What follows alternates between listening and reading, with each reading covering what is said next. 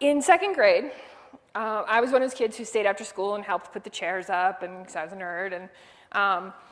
And there was this little, tiny, dusty, old chemistry set that was on the bottom shelf of a bookshelf in my classroom that nobody ever touched, nobody ever played with, and we never had occasion to use it.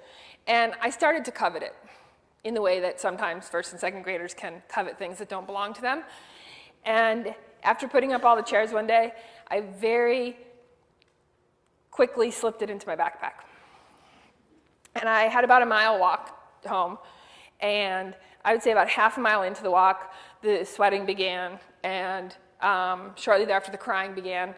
And I came into the kitchen where my mother was waiting, and I was in almost full hysterics.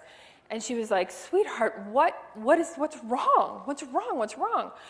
And I couldn't get it out. And my mom, being a teacher and being a wonderful, wonderful mother, actually knelt down so we were eye to eye so that to make me more comfortable.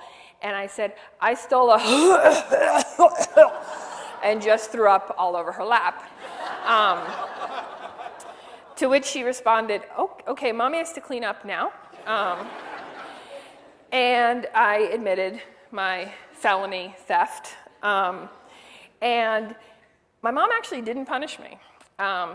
Afterwards, after I kind of regained my composure a little bit, she said something really important. "How do you feel right now?" And I was like, "I feel really, really awful. I feel awful." And she was like, "Can you think of a way to avoid that in the future?" I was like, "Mm-hmm." "Don't take stuff that doesn't belong to you?" "Mm-hmm." "Yes." And then she also did something very cool, which was, she's like, "Leave it in your backpack, put it back on the shelf tomorrow. No one will notice. You've learned your lesson." And if we had some time to talk about child development, the kid who doesn't get a stomach ache or doesn't throw up, you do need to punish. But trust me, you need to punish them. But if they get it, if they feel it, if they know it's wrong, they're good. Now, you still have this. Think about, and I'm sorry to do this to my fellow women, but think about middle school for a minute. Ugh, why? Why? Okay, now, how many of you have a slight pang in your stomach thinking about middle school? Mm-hmm. A lot of us. And when you think about hosting a dinner party and maybe not inviting somebody, maybe leaving them out, do you get a pang there? You feel guilty about something? People even say, "Oh, I feel sick about it. I feel just sick about it."